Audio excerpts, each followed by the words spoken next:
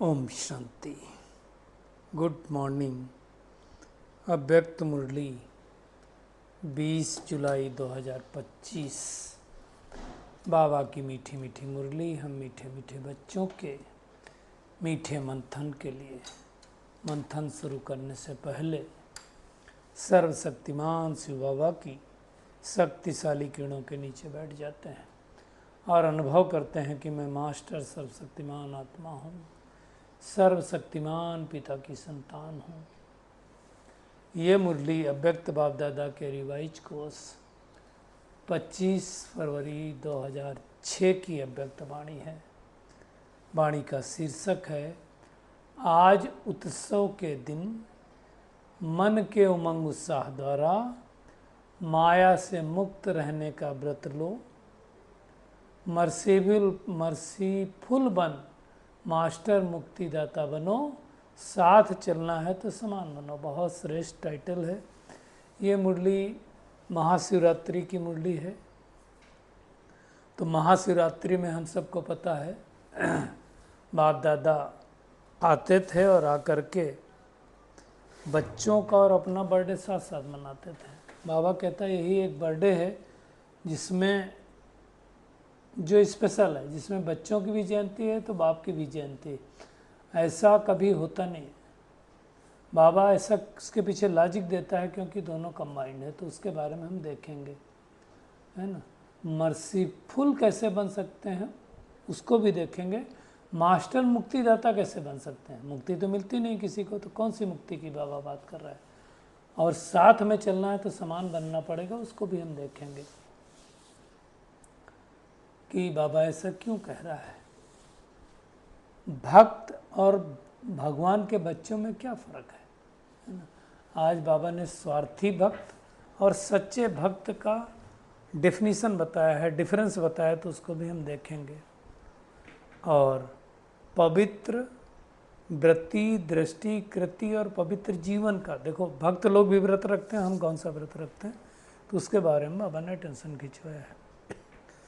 और सच्चा व्रत कहा है जीवन में आहार, व्यवहार, संसार और संस्कार सब में प्योरिटी होनी चाहिए। इसे कहते हैं ना आहार, विहार, विचार, व्यवहार उसको भी देखेंगे। और पांचों महाभूतों की बात की है बाबा ने, क्योंकि पांचों महाभूतों से हमें मुक्ति लेनी है। लेकिन आज बाबा ने कहता है क्रोध के पीछे काफ़ी बाबा पड़ा है, तो उस क्रोध कैसे क्रोध मुक्त बनेंगे उसके बारे में भी हम देखेंगे। और आज बाबा कह रहा बर्थडे में केक काटते हैं तो तुम्हें व्यर्थ संकल्पों का केक काटना है, वो कैसे काटेंगे उसको भी हम देखेंगे। और होली में आने से पहले कुछ जलाया जाता है, तो आज बाबा ने जलाने की बात की है। अगर कोई क्रोध का बीज रह गया है थोड़ा बहुत तो उसको जला देना है। क्योंकि बाबा कहता है क्रोध नहीं है तो उसके बाल बच्चे तो हैं। बाल बच्चे क्या हैं, ईर्ष्या, द्वेष, नफरत, वो भी हैं, तो उसको भी हम गहराई से देखेंगे। बाबा इस ब्राह्मण परिवार को बाप समान मुखड़ा देखना चाहता है, और उसके लिए दो शक्तियाँ बाबा ने कहा चाहिए, एक सहन शक्ति चाहिए, दूसरा समाने की शक्ति चाहिए, तो उसको भी हम देखेंगे। और एक स्लोगन बाबा ने कहा याद रखो, न दुख देना है न दुख लेना है। और उसमें भी क्या होता है, हम देते तो नहीं लेकिन ले लेते हैं। कहते हैं सामने वाला दे रहा है तो क्या करें, तो उसके ऊपर भी टेंशन बाबा ने खिंचवाया है। और 1 मास अभ्यास करो तो वो आदत पड़ जाती है, तो उसके बारे में भी बाबा ने कहा है। और पहले को स्वमुक्ति दो, फिर तुम दूसरों को मुक्ति दे सकते हो। खुद ही मुक्त नहीं होंगे तो दूसरे को क्या करेंगे। और अभी से संगम युग पर जब हम अपने अंदर वो शक्तियाँ भरेंगे तो द्वापर कलयुग से जड़ चित्रों द्वारा वो शक्तियाँ निकलेंगी, तो उसके बारे में बाबा ने कहा है। और विश्व कल्याण की जिम्मेवारी समझ करके हमें क्या करना, समय और शक्तियों की इकोनॉमी करना। आज फिर से इकोनॉमी की बात आई। और महादानी वो है जिसके संकल्प और बोल द्वारा सबको वरदानों की प्राप्ति हो। अब व्यक्ति सारे में बहुत अच्छी पॉइंट चल रही है, तो उसके बारे में भी देखेंगे। बाबा ने कहा ना कि अगर आप आर्डर प्रमाण चलेंगे तो राज दरबार ठीक रहेगा। और फिर क्या होगा, कंट्रोलिंग पावर रूलिंग पावर से चलेंगे तो फाइनल रिजल्ट में फाइन नहीं भरना पड़ेगा, नहीं तो फाइन भरने के लिए धर्मराज के पास जाएगा। और आज हम सबको पता है कि ये महीने का तीसरा रविवार है, अंतर्राष्ट्रीय योग दिवस है, तो सभी योग करेंगे। तो हम शुरुआत करेंगे। वैसे तो मर्सीफुल शब्द बहुत अच्छा है, मर्सीफुल क्रोध, बहुत सारी चीज़ें आई हैं। तो भगवान जब इस सृष्टि पर आता है और शिवरात्रि मनाता है तो खास उस दिन बधाई देता है। मतलब हम बच्चे बाप को बधाई देते हैं और बाबा हमें बधाई देता है, तो उसकी बधाई दी है बाबा ने। आज बाबा जो कह रहा है, एक जयंती में बहुत सारी जयंती समाई हुई है। कौन कौन सी जयंती समाई है? तो बाप की जयंती के साथ साथ बच्चों की जयंती है, फिर बाप की जयंती के साथ साथ भक्तों की भी जयंती है, बाप की जयंती के साथ साथ संगम युग की भी जयंती है, बाप की जयंती के साथ नई दुनिया की भी जयंती मान के चलो। तो ये इकट्ठा है, बाबा कहता है इसलिए कंबाइंड है, क्योंकि बाप और बच्चे कंबाइंड हैं। आज देखो बाबा क्या कह रहा है, बाप अकेला भी कुछ नहीं कर सकता और बच्चे भी अकेले कुछ नहीं कर सकते, क्योंकि हमको करना होता तो कर लेते। बाबा आया तब तो ये ज्ञान दिया है ना, तो उसके बारे में बाबा ने कहा। वायदा क्या है बाबा के साथ? साथ रहेंगे, साथ चलेंगे, साथ में राज्य करेंगे। लेकिन साथ कौन जा पाता है? जो समान बनता है ना। देखो कितनी बड़ी बात बाबा ने कही। भक्तों ने क्या किया? ढूंढा, हमने भी ढूंढा। कितने जन्म ढूंढा? 63 जन्म ढूंढा। हम ढूंढ पाए बाबा को? नहीं ढूंढ पाए। ढूंढा किसने? बाबा ने ढूंढा हमको, या हमने ढूंढा उसको? नहीं, हम तो मेहनत करते रहे, नहीं ढूंढ पाए ना। अब बाबा ने हमको ढूंढा। तो जब बाबा ने हमें ढूंढा और अपना बना लिया, सौदा भी कितनी देर में किया? तो बाबा कहता सेकंड में किया। क्या कहा? मेरा बाबा कहा और बाबा ने मेरे बच्चे कहा, सौदा हो गया, खत्म। अब ये सौदा मुश्किल है या सस्ता है? तो सभी कहेंगे सस्ता ही है ना। अब आज बाबा जो कह रहा है उसको हम कायदे से सुनेंगे। बाबा क्या कह रहा है कि जो सच्चे भक्त होते हैं, स्वार्थी भक्त नहीं। अब दो तरह के भक्त भी बाबा ने कहा। स्वार्थी भक्त क्या करते हैं उसके बारे में थोड़ा सा डिस्कस कर लेते हैं। स्वार्थी भक्त क्या कह देंगे? भगवान ये वाला काम कर देना तो इतने का प्रसाद चढ़ाएंगे, भगवान ये वाला काम कर देना तो इतने लोटी जल चढ़ाएंगे। ये स्वार्थी भक्त है। काम पड़ा तो भगवान याद आया, काम नहीं पड़ा तो भगवान से कोई मतलब नहीं। बाबा के घर में भी ऐसे बच्चे होते हैं, कुछ प्रॉब्लम आई बाबा याद आएगा, अरे बाबा तो है ना साथ में। मेरे एक भाई थे, उनका वो जब इलेक्शन लड़ते थे, ऑफिस की बात है, तो जब इलेक्शन लड़ते थे उनको 2 साल तक कोई नहीं याद आता था। पहले शायद 2 साल पे होता था। इलेक्शन जब आता था तो बाबा याद आता था, बाबा है ना साथ। अरे 2 साल से तो भूले रहे। ऐसे एक भाई और है, उनका जब ट्रांसफ़र होता है तो बाबा याद आता है। तो ऐसे स्वार्थी भक्त हमें नहीं बनना। और यहाँ भक्ति की तो बात ही नहीं है, हमें दिल से याद करना है, प्यार से। सच्चे भक्त बाबा ने कहा जो होते हैं वो बड़े प्यार से व्रत रखते हैं, है ना। तो वो व्रत लेते हैं कितना दिन का? थोड़े दिन का व्रत रखते हैं ना। हम कितने दिन का व्रत रखते हैं? अरे ये ऐसा व्रत लिखते हैं सारे जीवन का रखते हैं। और जो व्रत हमारा 21 जन्मों तक कायम रहता है वो हर वर्ष मनाते हैं, और हम कल्प में एक बार मनाते हैं। फिर 21 जन्म न मन से व्रत रखना है न तन से व्रत रखना पड़ता है। तो कौन सा व्रत लिया है? तो बहुत इंपॉर्टेंट बात बाबा ने बोला, पवित्र वृत्ति, पवित्र दृष्टि, पवित्र कृति, पवित्र जीवन का व्रत लिया है। यह बहुत बड़ी बात है। किसको कहेंगे पवित्र वृत्ति? मतलब हमारी जो वृत्तियां हैं वो पावन हो जाएं। दृष्टि तो वृत्तियां, दृष्टि हमें कुछ और दिखाई न दे। कृति हमारा हर एक कर्म पवित्र हो। और उसके लिए क्या चाहिए जीवन में? आज बाबा ने कहा आहार, व्यवहार, संसार, संस्कार सब पवित्र चाहिए। इसकी हम थोड़ा गहराई में जानना चाहेंगे। आहार मतलब क्या होता है? एक तो आहार हम जो तन में मुख से खाते हैं वो आहार है ना। दूसरा आहार है जो हम आँखों से देखते हैं, कानों से सुनते हैं, मतलब जो चाहे सोशल मीडिया से सुने, चाहे प्रिंट मीडिया से सुने, चाहे इलेक्ट्रॉनिक मीडिया से सुने, किसी व्यक्ति के द्वारा सुने, संबंधी के द्वारा सुने, वो भी आहार है। आहार है ना। तो एक तो क्या, जो मुख से खाते हैं उस आहार को भी शुद्ध सात्विक रखना है ना। आप देखो, नॉनवेज की तो खैर मैं बात ही नहीं करूँगा, नॉनवेज तो जो लोग खाते हैं तो उनका तो कोई मतलब ही नहीं है। मैं वेजिटेरियन में भी परमात्मा की याद में आहार होना चाहिए, शुद्ध सात्विक होना चाहिए, अच्छा होना चाहिए। और मैं समझता हूँ कि सबसे अच्छा भोजन अगर सात्विक आप कहोगे तो आपका कच्चा भोजन है। कच्चा भोजन मतलब जो हम खा सकते हैं, फल हैं, सब्जियां हैं, सलाद हैं, ये सब क्या है, ये शुद्ध सात्विक आहार है। तो उस आहार को हमें ग्रहण करना है, तो आहार अच्छा होना चाहिए। दूसरा हमारा जो कानों से सुनते हैं वो आहार किसका है, मन का, बुद्धि का भोजन है ना। वो आँखों से देखते हैं वो भी तो बुद्धि का भोजन है, मन का भोजन है, तो बहुत इम्पॉर्टेंट है।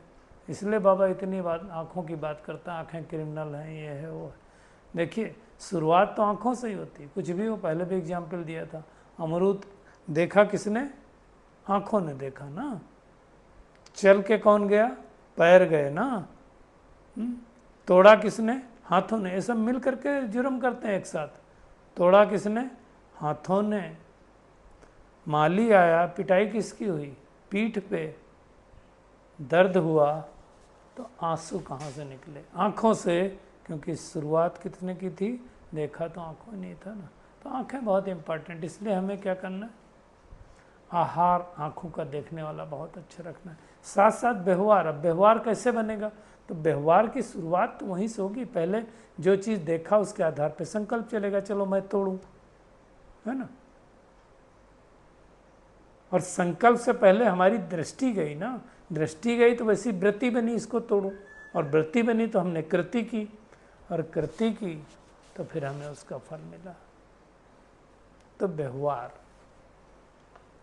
और फिर जैसा हम व्यवहार करते हैं वैसा हमारा संसार बनता है। एक ये संसार है, मेरी खुद की पर्सनालिटी भी एक संसार है, घर संसार है, ये संसार तो संसार है। तो संसार के साथ साथ संस्कार भी पवित्र होने चाहिए, नहीं तो हमारे संस्कार भी उल्टे पुल्टे होते हैं। और हमारे ओरिजिनल संस्कार क्या है, ज्ञान, पवित्रता, सुख, शांति, प्रेम, आनंद, शक्ति हमारे मूलभूत संस्कार हैं। तो ये संस्कार हमारे पावन होने चाहिए। ये व्रत लेना है हमें, ऐसा व्रत लेंगे तो 5 महाभूत तो भाग ही जाएंगे, है ना। बाबा कहता है 5 महाभूत मतलब एक का तो है नहीं कोई, काम, क्रोध, लोभ, मोह, अहंकार सब है ना। तो बाबा कहता है कि आज क्रोध के बारे में बाबा ने बहुत जोर दिया। क्रोध करने की छुट्टी मिली ऐसा तो है नहीं कि पहला ले लिया दूसरा नहीं ले लिया, है ना। महाभूत को बाबा कहता मन वाणी क्रम में पक्का व्रत दिया कि आने नहीं देंगे। अब क्रोध तो कई लोगों को नहीं आता है, ठीक है, कंट्रोल कर लिया आपने, लेकिन क्रोध के बाल बच्चे भी तो हैं। क्या है, लोभ, मोह, अहंकार।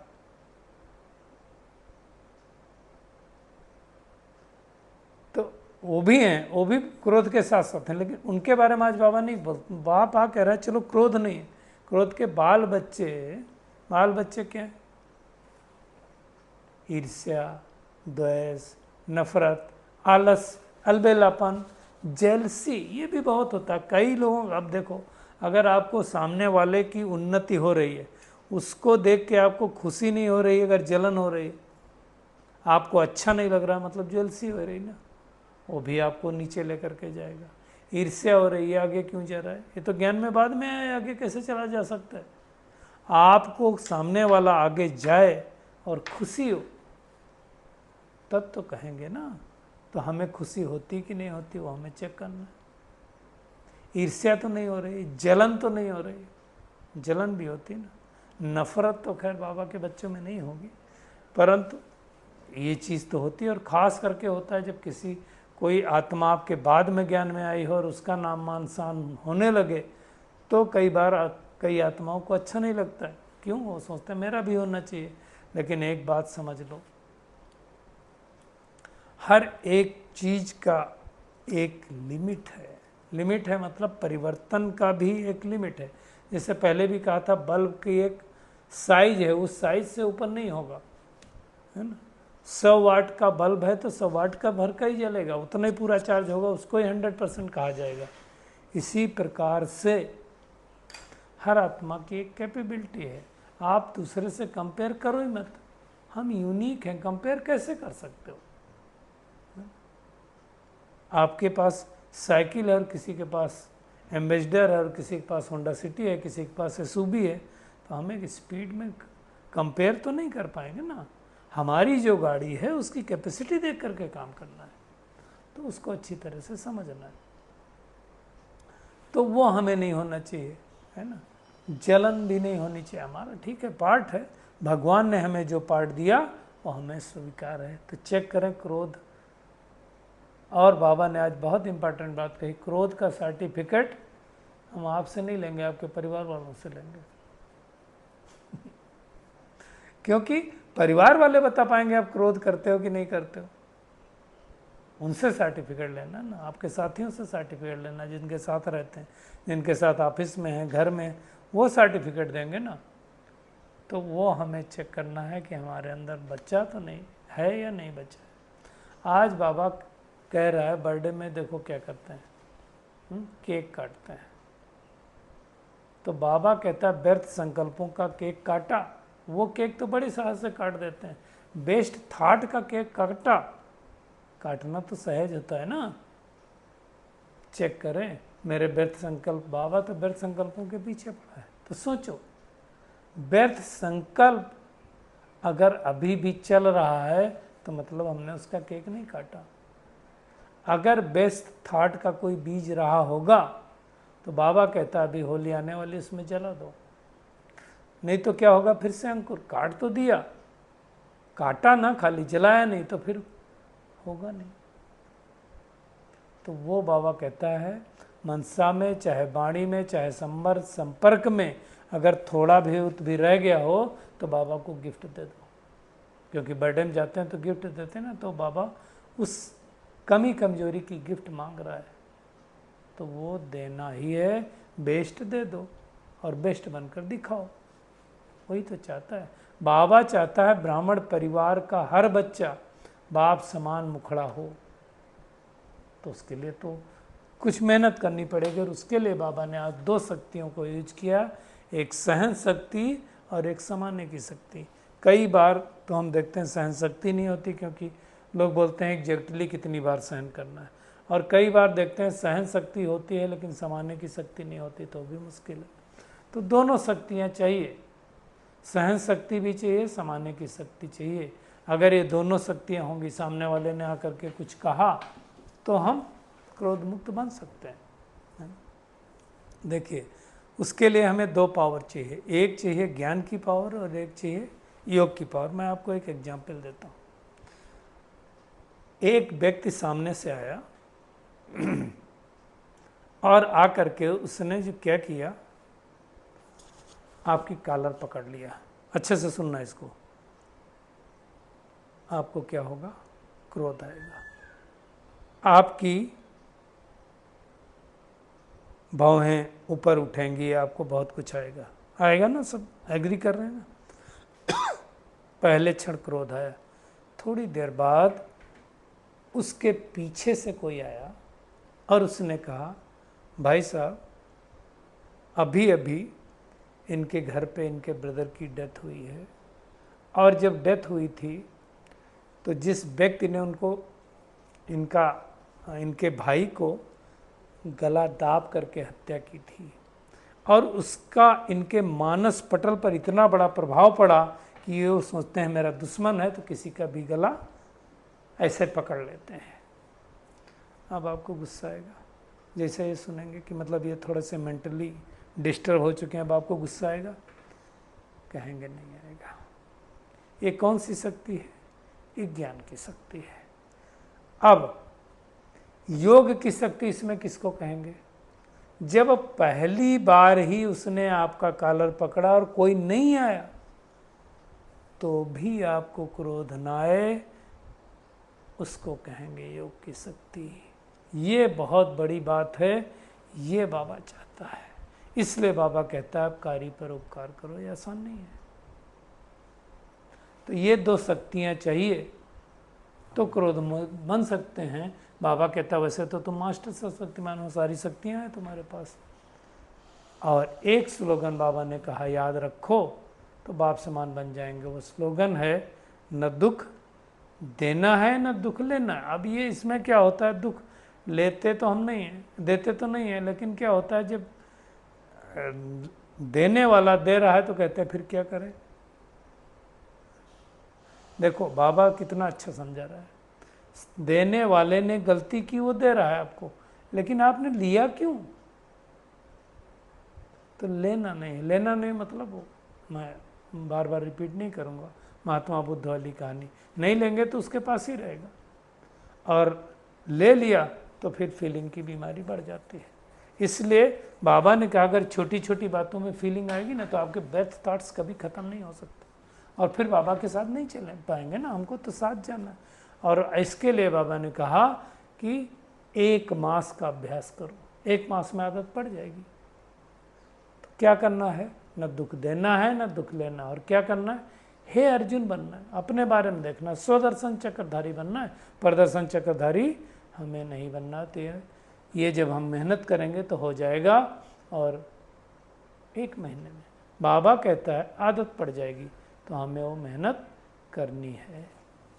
बाप के बच्चे और क्रोध मुक्त ना हो तो कैसे चलेगा। बाबा ने कहा अगर आपने वादा किया है तो आपको बाबा एक्स्ट्रा मदद भी देगा, है ना? ऐसा नहीं सोचो कि 63 जन्म माया हमारी दोस्ती रही है तो माया को मुक्ति कैसे दें। मुक्ति देना है, माया भी थक गई है, कहती है मुझे मुक्ति दो, तो अभी मुक्ति देने के लिए माया को पहले क्या करना पड़ेगा, दूसरों को भी मुक्ति दिलानी, तो पहले खुद को तो मुक्ति दो। विश्व की सर्वात्माओं को तो बाद में मुक्ति देंगे। तो मुक्ति देने की हमारा समय है, तो हम जितना जितना मुक्त होंगे उतना उतना मुक्त कर पाएंगे। और उसके लिए बाबा कह रहा है दुखियों पर रहम करने का गीत तो सुनते हो, तो अभी से क्या करो, दयालु कृपालु मर्सीफुल के संस्कार भरना है, तब तो जड़ चित्रों से वाइब्रेशन आएंगे। अब भरेंगे तब तो द्वापर युग से हमारे जड़ चित्र देंगे, तो उसके बारे में बाबा ने कहा। तो उसके लिए क्या करना है, पहले अपने आप को मुक्त करना है, फिर दूसरों को मुक्ति का वरदान देना है। आज के वरदान पे आते हैं। विश्व कल्याण की जिम्मेवारी समझ, समय और शक्तियों की इकोनॉमी करने वाले मास्टर रास्ता भो। इसके पहले भी बात आ चुकी है इसकी, है ना। देखिए बाबा ने कहा सर्व आत्माएं आप श्रेष्ठ आत्माओं का परिवार है, और जितना बड़ा परिवार होता है इकोनॉमी का उतना हमको ख्याल रखना पड़ता है ना। बड़ा परिवार होता है, इकोनॉमी नहीं करेंगे तो कमी हो जाएगी। तो बाबा कहता है तो सर्व आत्माओं को सामने में रह करके अपने आप को बेहद के सेवा के निमित्त समझो। तो समय और शक्तियों को काम में लगाओ, ऐसा नहीं खुद ही कमाया खाया गंवाया, ऐसा बेले नहीं बनना।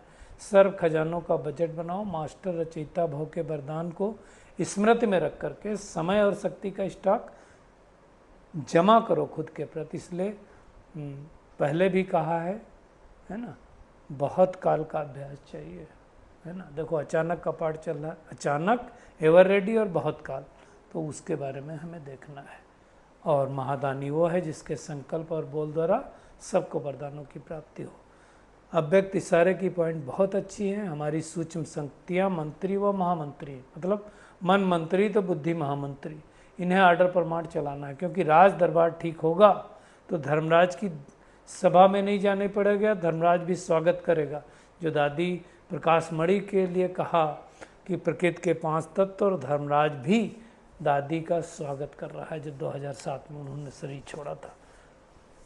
और अगर यदि कंट्रोलिंग पावर नहीं होगी तो फाइनल रिजल्ट में फाइन भरने के लिए हमें धर्मराजपुरी पे जाना पड़ेगा, और ये जो सजाएं मिलती हैं यही फाइन है। इसलिए हमें बुद्धि को रिफाइन बनाना है, फाइन नहीं भरना है। तो अच्छी तरह से ध्यान रखना है।